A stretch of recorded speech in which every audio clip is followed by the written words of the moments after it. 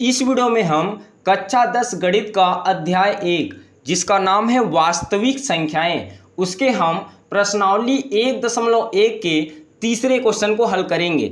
तीसरा क्वेश्चन है अभाज्य गुणनखंडन विधि द्वारा निम्नलिखित पूर्णांकों के एचसीएफ और एलसीएम निकालने हैं। तो दोस्तों आपको क्या करना है, पहला क्वेश्चन आप देख सकते हो। पहला क्वेश्चन क्या है, पहला क्वेश्चन है 12, 15 और 21, इसके क्या निकालने हैं, एचसीएफ और एलसीएम। सबसे पहले मैं आपको एक छोटा सा तरीका बताता हूं जिससे आप किन्हीं भी तीन संख्याओं के एचसीएफ और एलसीएम बड़े आसानी से निकाल सकते हो। मान लीजिए आपके पास तीन संख्याएं हैं ए, बी और सी। तो आपको क्या करना है, सबसे पहले इन तीनों का गुणनखंड करना है। मान लो जब आप ए का गुणनखंड किए तो आपको मिला 2 गुणे 3 गुणे 5।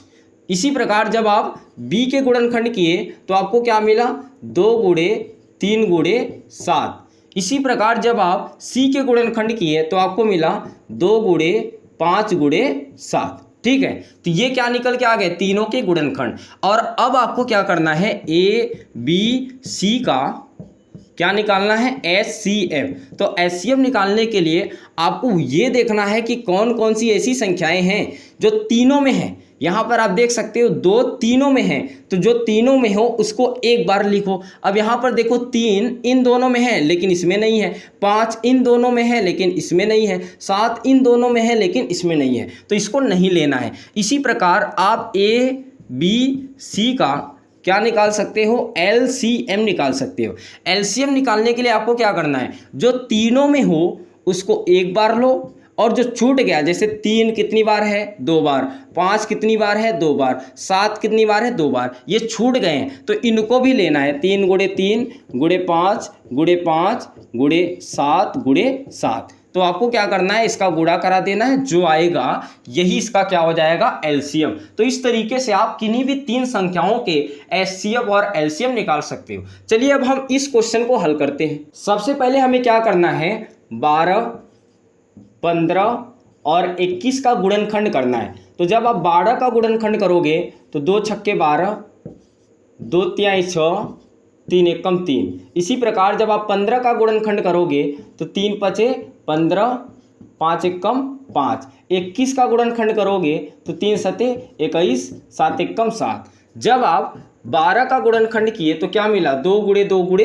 3, 2 गुणे 2 गुणे 3। 15 का गुणनखंड करने से क्या मिला, 3 गुणे 5, 3 गुणे 5। और 21 का गुणनखंड करने से क्या मिला, 3 गुणे 7। यहाँ पर आप देख सकते हो यही आए क्या, अभाज्य गुणनखंड। तो 21 का करने पे क्या मिला, 3 गुणे 7। अब आपको क्या करना है, 3 गुणे 7। अब आपको 12, 15, 21 का क्या निकालना है, एचसीएफ निकालना है। तो एचसीएफ निकालने के लिए आपको ये चेक करना है कि कौन सी संख्या तीनों में है। तो यहाँ पर देखो 2 इसमें नहीं है, न तो इसमें है। यहाँ पर देखो 3 इसमें भी है, इसमें भी है, इसमें भी है। जो तीनों में हो उसको एक बार लिखो। और इसी प्रकार आपको क्या करना है, 12, 15 और 21 का क्या निकाल लेना है, एलसीएम निकाल लेना है। एलसीएम निकालने के लिए क्या करना है, जो तीनों में हो उसको एक बार लिखो, और जो छूट गया, जैसे ये छूट गया, ये छूट गया, ये छूट गया, ये छूट गया, इसको भी लिखो। 2 गुणे 2 गुणे 5 गुणे 7। इसका गुणनफल कराओगे तो आएगा 420। ये क्या निकल के आ गया, इसका एलसीएम निकल के आ गया। तो इस प्रकार आप पहले क्वेश्चन को आराम से हल कर सकते हो। अब हम दूसरे क्वेश्चन को हल करते हैं। दूसरा क्वेश्चन है 17, 23 और 29। आपको क्या करना है, इसके एचसीएफ और एलसीएम निकालने हैं अभाज्य गुणनखंड विधि द्वारा। तो सबसे पहले आपको इन तीनों का गुणनखंड करना है। तो सबसे पहले हम 17 का गुणनखंड करते हैं। तो ये किससे कटेगा, 17 से ही कटेगा। 17 एकम 17, 1 एकम 1। तो ये निकल के आ गए 17 के अभाज्य गुणनखंड। कौन कौन से, एक 17 और एक 1। ठीक है, इसी प्रकार आपको क्या करना है, 23 का अभाज्य गुणनखंड करना है। 23 एकम 23, 1 एकम 1। तो ये निकल के आ गए 23 के अभाज्य गुणनखंड, 23, 1। ठीक है, इसी प्रकार आपको 29 के अभाज्य गुणनखंड करने हैं। तो 29 एकम 29, 1 एकम 1, ये निकल के आ गए 29 के अभाज्य गुणनखंड 29 और 1, ठीक है। तो इस प्रकार आप इन तीनों का सबसे पहले अभाज्य गुणनखंड करेंगे, उसके बाद 17, 23 और 29 का क्या निकालना है, HCF।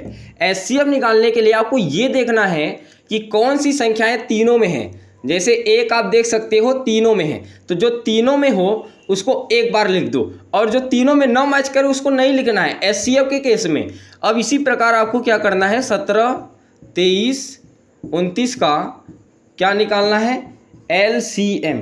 LCM निकालने के लिए आपको ये देखना है कि कौन सी संख्याएं तीनों में है। जो तीनों में हो उसको तो एक बार लिख ही दो, और जो छूट गया उसको भी लिखना पड़ेगा, 17, 23, 29। जब आप इसका गुणा कराओगे इसका तो आएगा 11,339। तो ये क्या निकल के आ गया, इसका LCM। तो इस तरीके से आप दूसरे क्वेश्चन को बड़े आसानी से हल कर सकते हो। अब दोस्तों जो तीसरा क्वेश्चन है वो है 8, 9 और 25। इसे आपको खुद से करना है और इसके आंसर आपको कमेंट सेक्शन में बताने, ठीक है। तो आप इसे कर लेना।